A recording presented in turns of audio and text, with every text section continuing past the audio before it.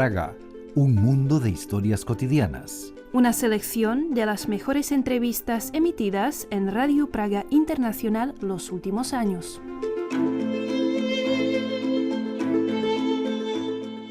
El Club de la Antigua Praga surgió en el año 1900 en respuesta a una demolición que afectó tanto al antiguo gueto judío como a otros lugares de la ciudad vieja. El actual presidente de esa institución, Richard Wiegel, nos contó en cierta ocasión sobre algunos hitos y decisiones que intentan defender la historia de la capital checa sin frenar su desarrollo. Más con Juan Pablo Bertaza.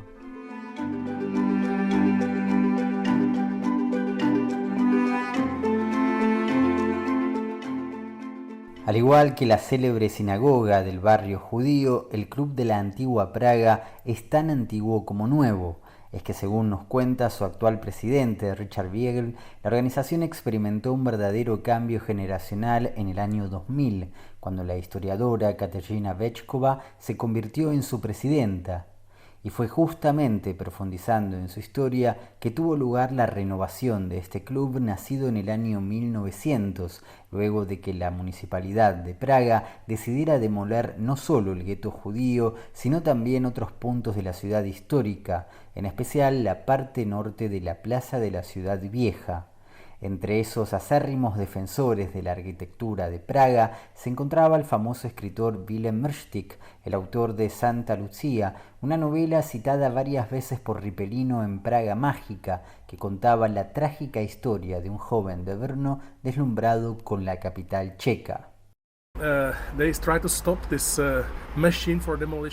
Ellos intentaron detener esas máquinas demoledoras, pero no lo lograron, porque ya era demasiado tarde y Josefov y parte de la ciudad vieja fueron en efecto demolidas. Alrededor de 600 edificios en 20 años.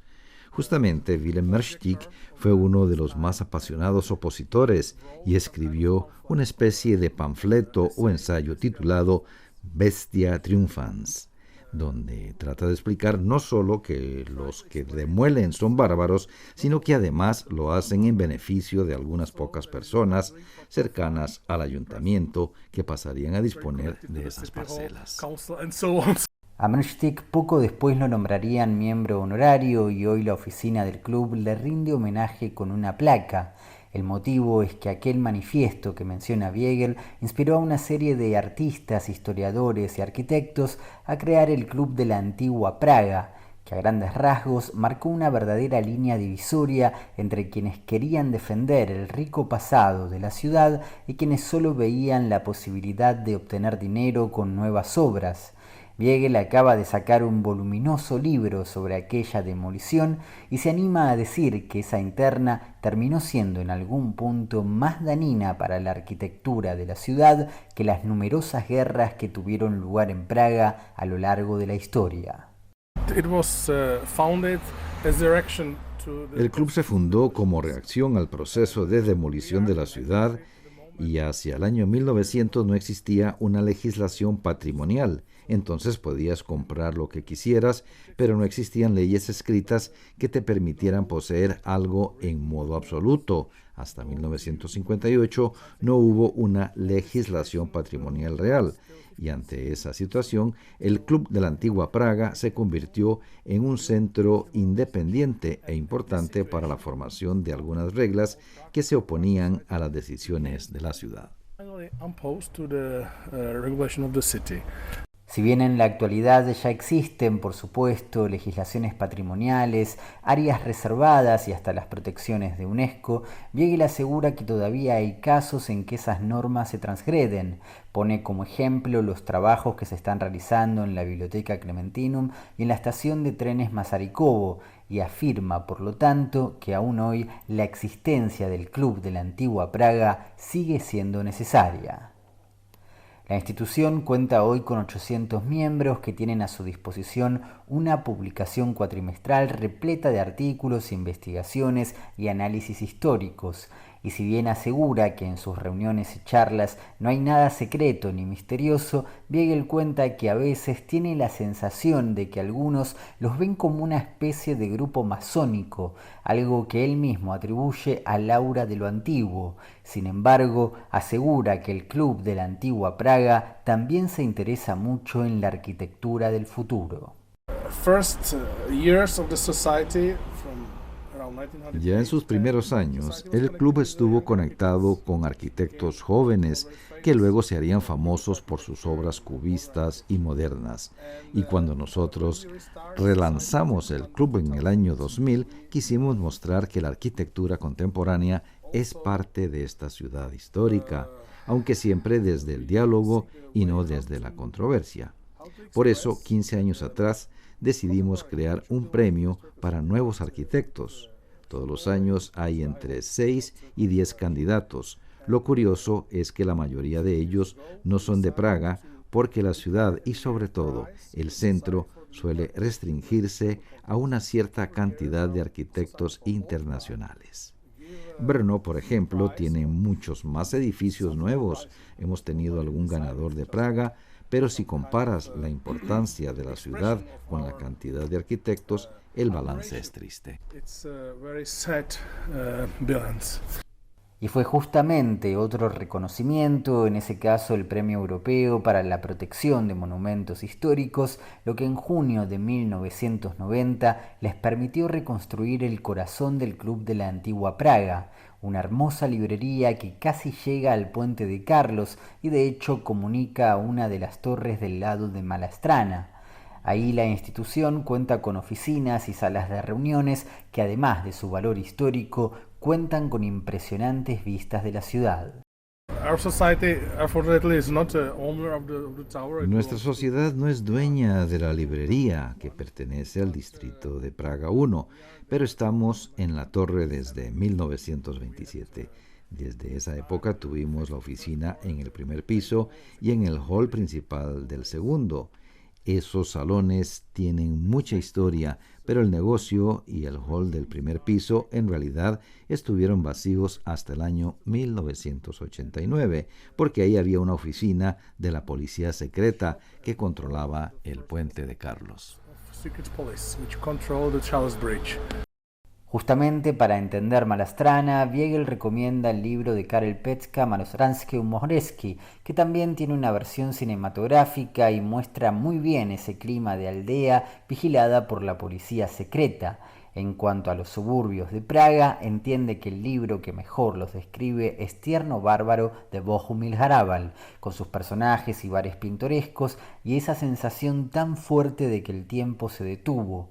En cuanto al controvertido tema de la columna mariana que volvió a instalarse en 2020, aunque sin Los Ángeles, cuenta Weigel que ellos decidieron mantener una posición neutral porque tenían miembros que estaban muy en contra, pero también muchos católicos ilusionados con esa posibilidad. Pero si bien en sus conferencias, reuniones y artículos se ocupan mucho del centro de Praga, asegura Weigel que una de las características que da identidad a la capital checa es la fuerte interacción del centro con otras zonas de la ciudad. Praga no es solo el centro, sino también sus zonas históricas e incluso los nuevos barrios construidos en los años 50, 60 o 70. Ese es el poder de la ciudad. No se trata solo del centro o de preservar un lugar petrificado, sino que esas zonas alrededor le otorgan su energía y ofrecen a la vez un marco de belleza y vida.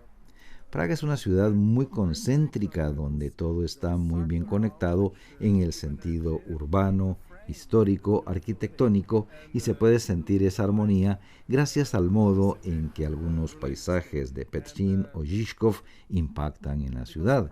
Y si bien es cierto que Praga no se limitó a su forma medieval o barroca y fue cambiando a lo largo del siglo XIX y XX, lo interesante es que esas intervenciones siempre respetaron el diálogo entre arquitectura, ciudad, paisaje y conjunto.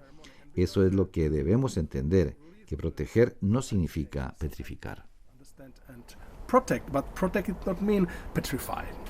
En ese sentido, opina Biegel que uno de los sitios que mejor interactúa con el resto de la ciudad es Diablitze, y por el contrario no lo convencen algunas zonas en Karlin o Žižkov que en su opinión son tan disruptivas en sus proporciones y estéticas que no parecen tener en cuenta ese diálogo que cada generación debería seguir sin dejar de aportar lo suyo.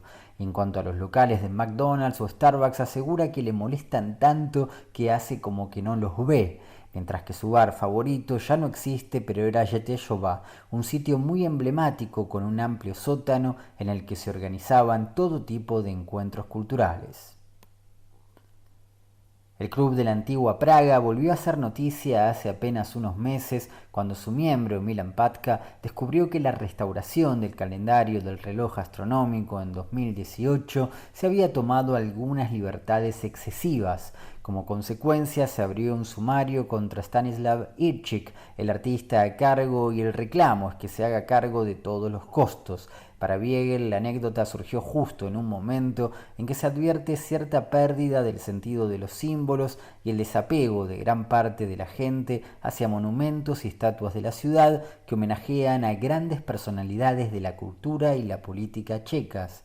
Sin embargo, entiende que una excepción a esa tendencia es quizás la estatua de San Venceslao y justamente el reloj astronómico, no solo porque se convirtió en un emblema de Praga, sino también porque esas modificaciones fueron tomadas como una verdadera blasfemia, despertando una reacción muy crítica y espontánea contra algo que, tal como se supo después, se trató en realidad de un chiste. Hubo una clara intención de intervenir y reemplazar esas figuras simbólicas por parte de gente de Brno, lo cual es un buen chiste, teniendo en cuenta cierta animosidad que existe entre las ciudades de Brno y Praga. Lo interesante es que el vínculo entre Praga y Brno atraviesa entonces la existencia de este histórico organismo fundado en el año 1900, desde aquella fascinación por la ciudad de las 100 torres que sentía el joven protagonista de Brno en la novela de Willem Mrštik, hasta esa broma que luego de varios años descubrió justamente un miembro del club de la antigua Praga.